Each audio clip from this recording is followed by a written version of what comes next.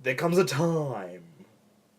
There was a time before YouTube movie critics who were just playing bullshit and couldn't actually do anything, where we just watched movies.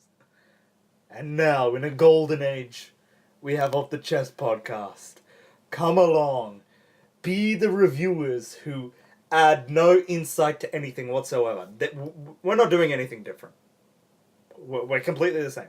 We're like, just like any other YouTube video, any other YouTube review you're going to listen to, except we're going to put a different flair on it. Because we're coloured. And we're talking about it. Hey everyone, welcome to Off the Chest podcast. I'm your co-host Rakesh, got the co-host Melvin. Mm-hmm. I love movie. Do I love this movie? I don't really know. You'll have to listen to the review to find out. But this is a spoiler review for Anchorman 2. The legend continues. However, I feel like it should be Anchorman 3. They did do 2 Anchorman films before this one. Well, it was like, the second one was a little bit of a mashup. They didn't really shoot anything for that one. It was just deleted scenes all mashed together. Yeah. Alternate takes, alternate parts of filming that they did. However, here we have the return of Ron Burgundy. Yep. Kind of taking place right after the first one ends, when they move to New York and then they're doing the thing for the world news. However, this one starts again with the world news. Veronica Corningstone and Ron Burgundy, they're at their prime. Mm-hmm.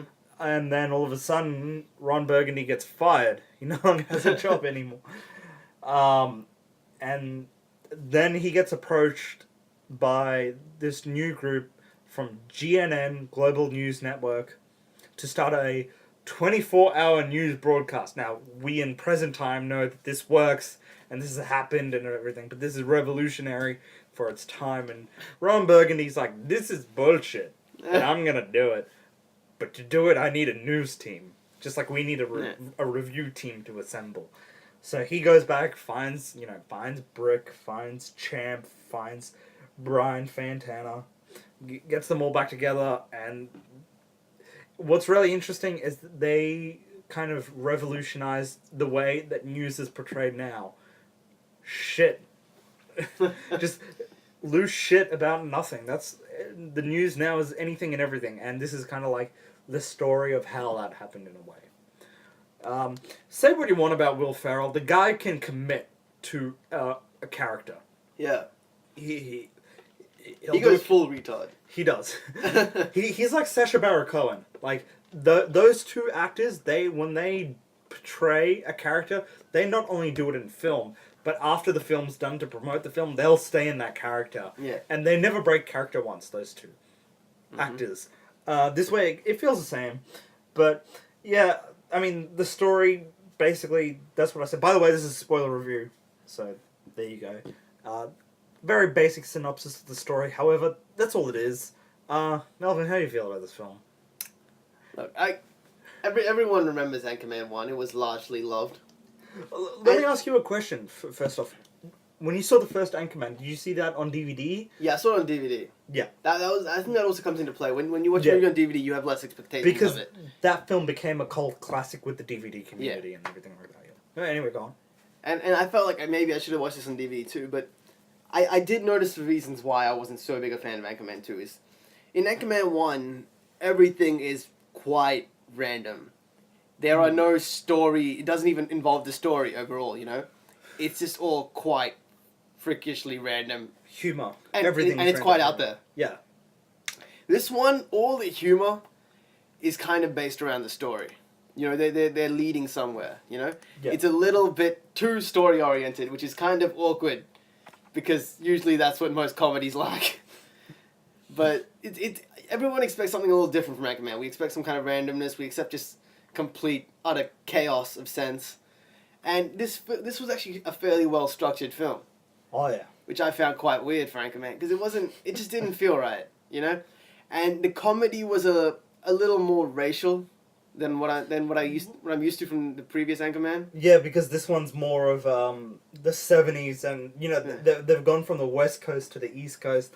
East Coast has more coloured people and stuff, and I suppose that's more of the characters not knowing. You know in the ads there's that thing where there's the gay guy in the office, and Will Ferrell and all them ask him like, "Are you a vampire?" Have you seen that ad? Yes, yeah. That wasn't even in the film, which I found weird. There was another part that wasn't even in the film where he's like taunting the dolphins, where he's going, "Oh no, no, no." There's quite a few scenes that I saw in the trailer that aren't actually in the final take of this film, which is really freaking weird. Yeah, I'm wondering if they're going to do another Lost movie. Yeah, maybe, but I know this film was a letdown. Here's the thing: while The Hangover may have gone rinse and repeat, I felt if Anchorman 2 did that, it would have had I would have been happier with it. Even if it was the same stupid ass jokes, I would have been happier with a rinse repeat instead of this entirely new format. See, I feel like this film has some elements, elements of the rinse and repeat kind of situations playing out, and you're like, the fall and the rise of Ron Burgundy. Yeah, the fall and the rise of Ron Burgundy, that happened. However, this one happens twice. Yeah, because he falls at the start, he rises, he falls again, he rises again. And then he falls No, just twice. Yeah, just twice. However, I feel like with the first Anchorman, that kind of broke the barrier in a way with random humor. Yeah. Random humor was not done to that level. So everyone was blown out with the first Anchorman. Everyone, had no expectations, and, obviously when the critics and stuff saw it, that first one, they were like, this is just all random. Yeah. What the fuck is this? This isn't funny. And it was a gem that caught a lot of audiences' eyes, and it's probably one of the most memorable comedy films of all time that is the most quotable. One of the most quotable films of all time. Yeah. This one, when they're doing their vamping, they're doing their vamping and the random humor. The lines that they were saying, it wasn't as random because, Will Ferrell has done so many comedy films where that's his shtick. Yeah. To do the absurd, just random things to say. There's a word for it. I keep forgetting the word for it. And it feels like a formula that doesn't need to be done. Sorry, I forgot where I was. Well, mind blank. Yeah, anyway, the film just felt like... It was definitely funny. Yeah, at points. And I would say, in terms of a comedy sequel, it does more right than it does wrong. Yeah, I'm not too sure about that. I'd go 50-50. I'd say it does as much right as it does wrong. Yeah. There was a few scenes where I felt like... by the way, this is a spoiler review, just in case any of you guys don't know. I can't remember if I said that to begin with. But there's a scene where Ron Burgundy loses his eyesight, and he goes blind, and then there's this whole scene, he falls, and he has to rise again at that point. And it just felt unnecessary. There wasn't any really big arc for the character. I mean, the character still went all silly, crazy, stupid again. And yeah, this film never truly amounts to anything. I'm not saying that the first film really amounted to anything either. However, that one was just lightning in a bottle. Yeah. It's hard to describe these films, isn't it? It is. I want to talk about Melvin. Anything else? Okay, let's talk about our favorite scene of the film. Our favorite scene of the film? The fighting scene of the film. Yeah, okay, so in the original Anchorman, they had that massive, absolutely random, out of nowhere news anchor fight. And then all these amazing actors come out of nowhere. I mean, Luke Wilson, Ben Stiller, some guy with an afro, I don't know. Who's Luke Wilson?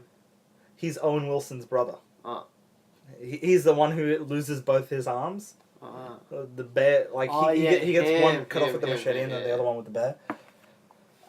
So anyway, this film starts. Towards the end, they have this big fight. Mm-hmm. And the main the Vince Vaughn of this film is played by James Marsden. Yeah. And so he comes into the film, and it's like those two, and then you're like, oh shit, is this their famous fight scene that they have? Yeah. And, you know, first of all, Ron Burgundy's men come and back him up, and we're like, okay, Yeah. let's not get too excited. It could just be these guys. Yeah. But then, sadly, Kanye West. Yeah, Kanye West comes into it. And I don't like Kanye West. Okay, I'm just saying that. Like, he's the first one that comes, right? He's the first one. Then you see Sacha Baron Cohen. Yeah. And the BBC News. I feel like they come before. Yeah, I think it was Sacha Baron Cohen. Yeah, and the BBC News team there, they come. And then comes Kanye West in the MTV News team. Yep, and the MTV, which are the rappers and everything. Then comes Will Smith. Which was like, holy shit. Will Smith, what's Will Smith doing? Making a cameo in fucking Anchorman 2. Holy shit, it's like, I did not see that coming. How do you want out Will Smith? You bring in Liam Neeson. Yeah, it's like, how do you top that? Liam fucking Neeson! How do you top that? You don't top it, but you bring in Tina Fey and Amy Poehler. I thought Harrison Ford came next. I thought Tina Fey and Amy Poehler came in last. Oh, I can't remember. And then you bring in Harrison Ford and you turn him into a were hyena. Yeah, a werewolf hyena hybrid. Odd. Yeah. And then, also with Liam Neeson comes John C. Reilly as a ghost. And a minotaur. And then you have Jim Carrey and Marion Cotillard as the Canadian French. I felt like you said the last name wrong. Cotillard? Yeah. How do you say it? I have no idea, but Cotillard. Yeah, Cotillard. I'm pretty sure the T would be silent, like Colliard or something. I don't think it's Cotillard. Cotillard just sounds bad. Marion Cotillard? Yeah. My pronunciation. I'm gonna go with it. Colliard, if that's how you want to go with it, man. I don't think that's right either, but I think both of us got it wrong. Hey, whatever. This is our version of doing it. And an awesome fight ensues in that. That's probably the greatest scene. And luckily, Kirsten Dunst. Yeah. Luckily, that's at the end. Yeah. Because it kind of leaves you with a better feeling. It's like, It okay, I does. actually sat through this crap for a reason. Because, like, the scene where he goes blind and comes back and everything like that, that just felt... It all still felt like a low point. It felt like the film started off high. And it's absurd with expectation. Like, you're not going to go into this film and expect to go, logically, that can't happen. Yeah. If you think about logic, No, you can't. You throw that out as soon... Yeah. If you've seen Anchorman 1, logic goes out the window, obviously. Yeah. It's just... the things weren't actually as far stretched as they were in Anchorman 1. Things were a lot closer. Like, I reckon I could have imagined this film. You know what I mean? Yeah. I don't like that. I like that Anchorman 1 was just like, wait, what? Yeah. Wait, what? What's going on here? And this second film didn't really give me that. Yeah, and Steve Carell in this film has his own story plot where he falls in love with Kristen Wiig. Yeah. Those two are characters. And the character of Brick, he's obviously back in it because everybody loves that I love lamp thing. And then they can't bring that back without bringing, they have to bring that point back and they have to bring someone for him. And I understand the humor that they're going for it. However, it comes once off is really enough. boring. Once is enough. It's really boring. Here's the thing, Kirsten Wiig plays a character similar to Brick. Yeah. Which is what, like, it's like they're meant to be, like, soulmates because they're both the same freaking retarded people. Yeah. But it just comes off really boring and freaking weird. And you feel like once is enough. Yeah. Those two, like, you see those two characters interact once. It's like, maybe twice you could have it, and then they get married. But there's a scene where, like, I have no idea what happens. They just start screaming for no apparent. And they're both so happy with each other for screaming. Yeah. And it's not funny. It's just awkward. Yeah, and like Kristen Wiig is hot. However, it's just like in this film, you're like, all right.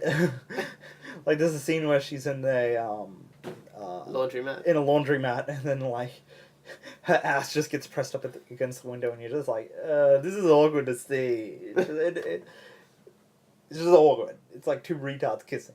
It's I'm not saying that's anything ugly or anything like that. I'm not saying that.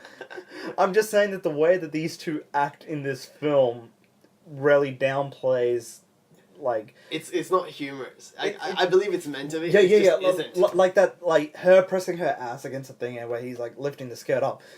I understand that that's supposed to be a comedic part. However, the way that those characters portrayed the way the actors portrayed those characters in the film really downplayed it. In this second one, where it was Yeah, just here's like, the thing, because like both of those characters have a really innocent kind of, the characters are based around innocence. They're kind of childlike, they're innocent, and when you see them doing dirty things, it's just like this isn't funny. Yeah, This is weird. This is awkward. And then they get married at the end, and it's just weird. And yeah, like with Ron Burgundy, he definitely feels like a character who's like in the first film, you never got a sense of control with the character. Yeah. This one, you feel like he's more in control of the character. It's weird because he's oddly smart at points. Yeah, yeah. And I didn't like that because I'm sorry, but you're portraying him as a complete idiot in some segments, and then like someone with decent intelligence in others. It doesn't work that way. And then the Christina Applegate character, she comes back, and she's a little bit more absurd in this film. But I'm the more craziness is rubbed off on her a little. Yeah, I'm more accepting in because of that case, and she's there was actually a guy in this film who played like a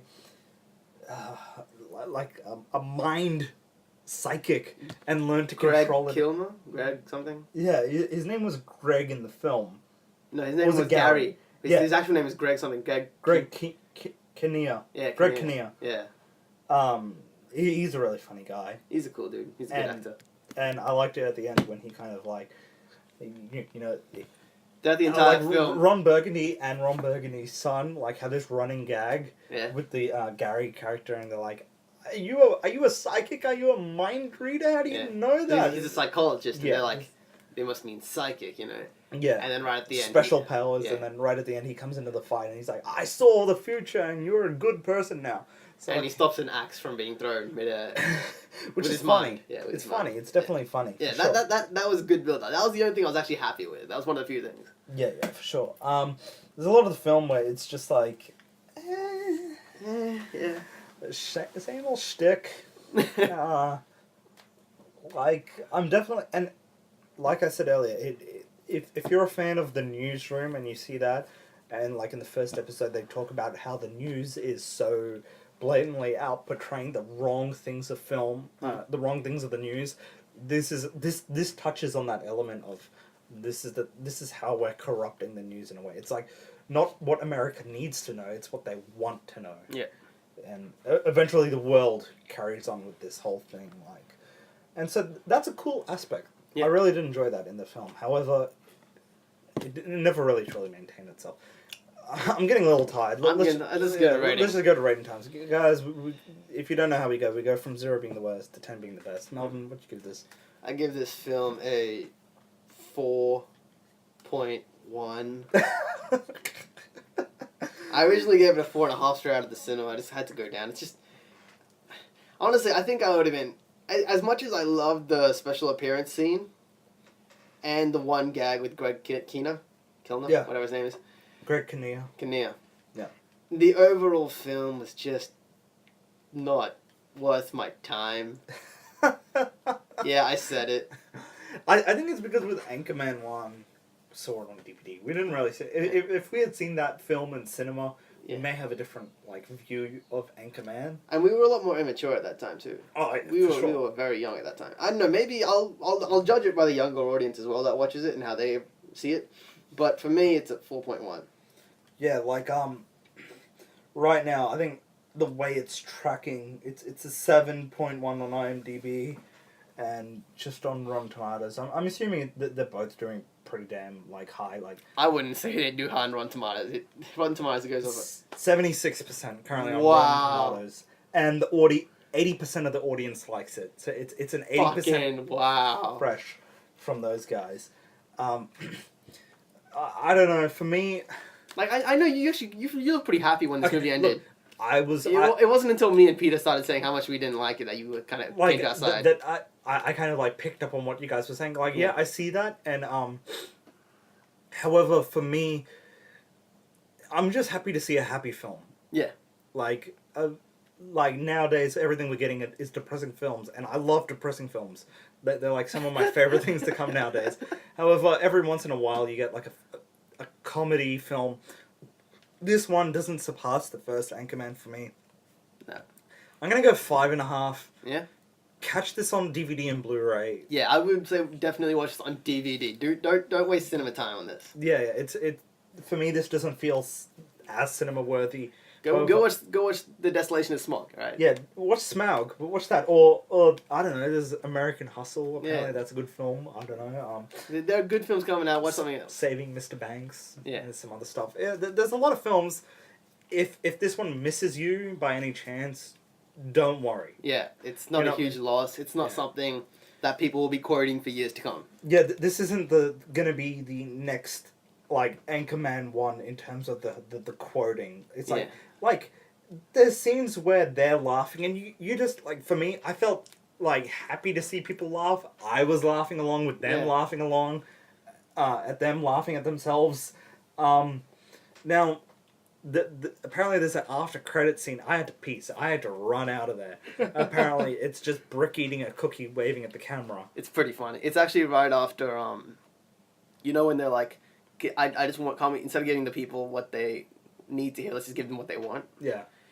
And then they get up to do their things, and Brick goes under the table, pulls out a cookie, he starts eating it, and he's just waving at the camera. Ugh. It's pretty funny. That's okay. It's a nice send-off. It's not necessary, but it's a nice send-off. Yeah, not necessary to have right at the end of the credits to stay for, mate. That's why I say, catch it on DVD. Or Blu-ray. Yeah, or Blu-ray. Megan Good's in this film, and she's good in the film. I thought you were going to say hot or something. Yeah. She's alright. Like, I noticed that her eyebrows were drawn on for this thing. Yeah, I noticed that. They're like you're watching that, and I don't know. I didn't find that sexy. I don't know. I only saw it once, and then it just kind of left my mind. I don't think eyebrows are sexy. However, she does have sexy ass figure. She is hot. Anyway, 4.1, 5.5.